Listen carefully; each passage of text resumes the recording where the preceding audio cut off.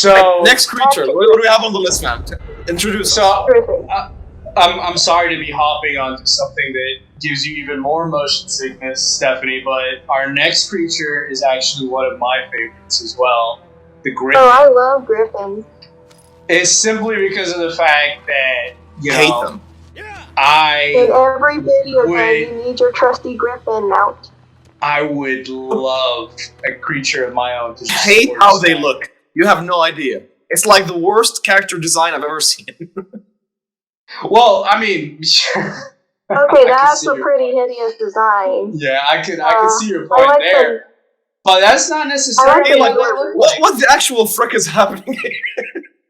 Yeah, honestly, No offense to the artist, who most likely is dead at this point. But come on. Why This is is the pretty color bad. in cute green? Is that your biggest issue, Stephanie? Like the color? It's Yeah, cute green. Stephanie? That's That's probably not the problem. because you rode on his back at some point and just started throwing up all over his wings. Throwing up on the wings. That's the only reason why I would imagine it would be green and look like that. Wow. They both look terrified, to be honest. Well, one Not of sure them who's was eating fighting. who at this point. Yeah, exactly. Like, I don't even know what's going on there. But, you know, But that's not here's the thing, the Griffin, necessarily- I am almost 100% sure that it's just the work of a creative person. Yeah. Well, let's find out, actually. I refuse to believe that this is like three weird looking animals mixed together and they fly and... come on, man. Give me a break. So, I mean, okay. I have a soft part for it. A little bit. Just because it's iconic and lots of, symbolism and flags. And, yeah. But is it true? I doubt it.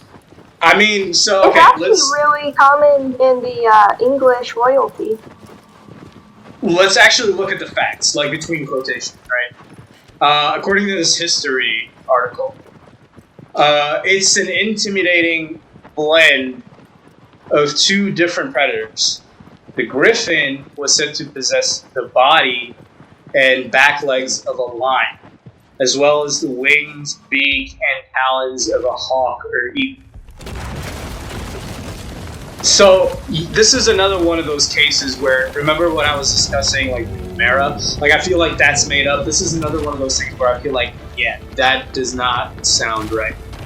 It just sounds like, someone wasn't really that creative with their imagination. They just Tails? put a lot of different things from aspects of animals that they thought represented something cool and be like, let's put this all together. Exactly. Remember, they didn't have video games back then, so this is the closest thing to it. So Tales of the This is a nice Flying... collage we have here. Yeah, Tales of the Flying Behemoths most likely originated in the Middle East, but they later became a popular motive in ancient Great, so it's Greek our fault. literature. It's definitely bullshit, though. I can tell you that. That means that it's definitely it's our bullshit. fault. So those Middle Easterns were high or something. Because you know how Middle Easterners are, given the fact that Dramatic. they're from Yes, the they Middle are. East.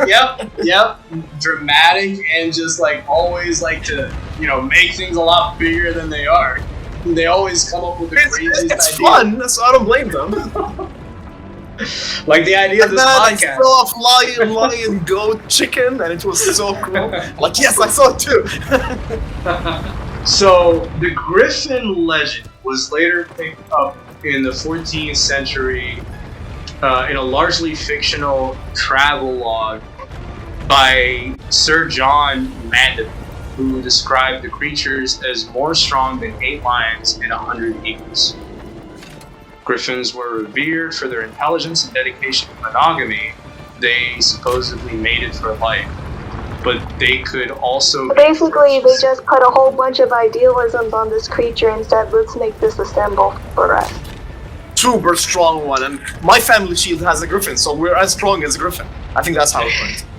It seems... And also, we're true to our mate for life. Yeah, I mean, something about that just doesn't seem... I can't put 2 and 2 together. How does a creature that look like that prefer to just spend all of their time mating? I don't see it I happening. mean, And I don't even see how they're doing it. Like, is it tail? all the dudes thought that if they were an alpha male, they'd get all the ladies. So of course, they got it. They're going to keep their woman.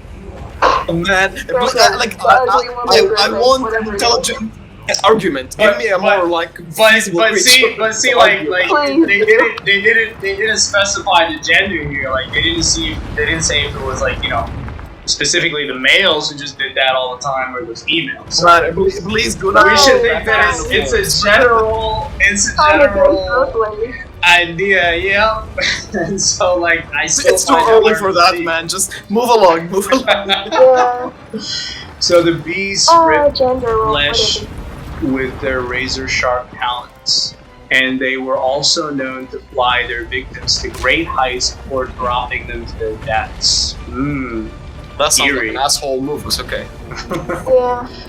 According to Like you have sharp talons and beaks. Just wait. Don't throw them off. So this is the interesting part, guys. So apparently, this has been researched. According to a researcher, Adrian Mayer, legends of the Griffin could be inspired by early encounters with dinosaur Colossus. That must be the lamest dinosaur that has ever been known to exist. Like, for I mean, real. it's definitely not going to be that color. Please let it not be that color. Yeah, to be honest with you guys, like, I was excited talking about the Griffin. I don't like that picture down. But, like, seeing that that's how it's represented, like, in like, the old mythology, I'm not a fan anymore. The reason why I was a fan is because, I don't know if you guys played that game, Dragon Dogma's Griffin. So that right there is the reason why I love just the idea of Griffins, right? And I think Harry Potter also had, like, their own representation of Griffins, and that looks super cool. And so, like, yeah, this is what I meant when I said that, Griffins were one of my favorites, because imagine owning a pet like Stan. But, so yeah. Have to like the artistic, okay, I really don't like that picture. Manticore. That's enough about that. Let's move on to the Manticore. Oh, fuck this. No. I hate stuff like this. This is like Attack on Titans shit. Oh. Yeah, that, I have no idea what that is, to be honest. I think I heard of Manticores before, but I always had a different idea of them. Like, I knew I didn't think they'd have a man. Yeah, I knew they involved lions, but I didn't know that they had a man's head. That's quite odd, actually. I don't know what to think about this one. It seems so foreboding. 3 rows of teeth like a shark. They do? Okay. Makes a bellow sound like a trumpet. And has an insatiable appetite for human flesh. No, thank you. Let's look them up. So apparently they're one of the most forbidding of all mythical creatures. The Manticore was a bloodthirsty quadruped that supposedly sported the head of a blue-eyed man, the auburn body of a lion, and the stinging tail of a scorpion. See, that's another one of these like cocktails that I'm not really a fan of. It just doesn't seem original. Imagination went a little too far. Yeah, it does not seem original. The legend of this deadly hybrid first began with Greek authors such as Thesaeus, who chronicled. Is this like ancient Slender Man? Yeah, he chronicled it in a book about India. So it's based in India. It's founded in India, which I don't think. Yeah, I don't think that's surprising because India has like all these weird forms of all these creatures that we may have heard of from one point or another, and they have like their own look for them. Like all their like the Indian gods of olden times. They have so many different types, right? Like.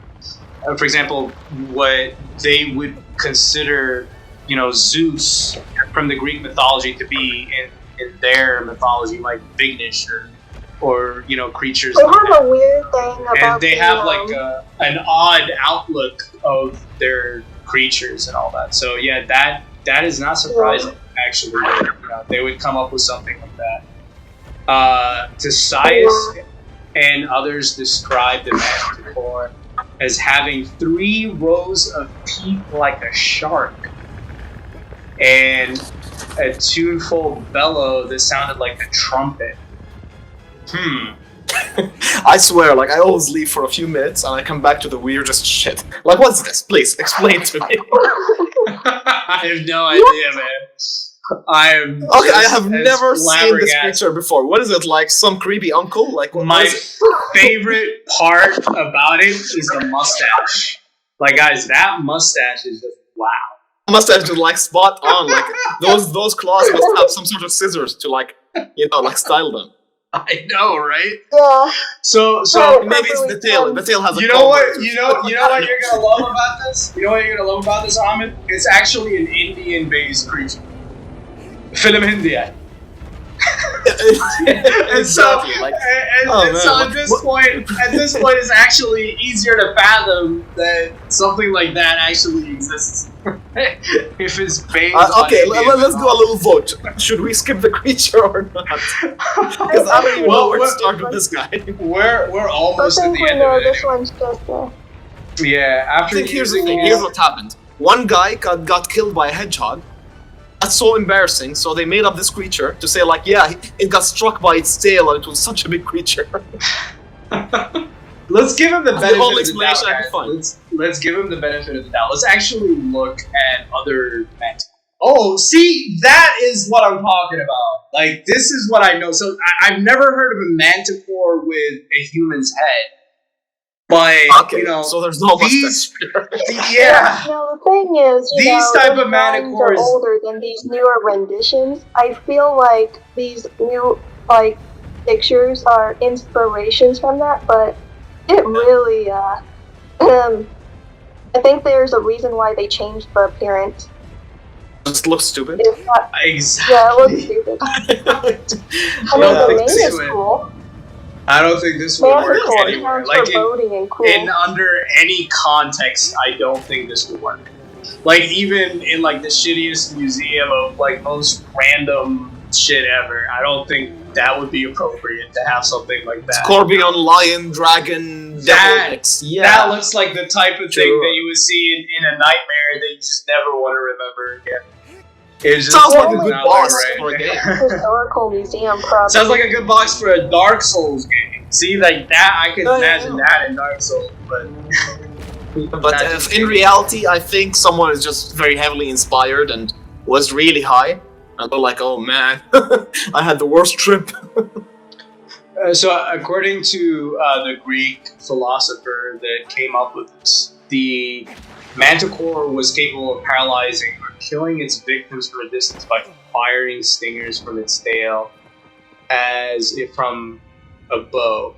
It seems that, the reason why they made it look that way is because they intentionally wanted it to look threatening or scary.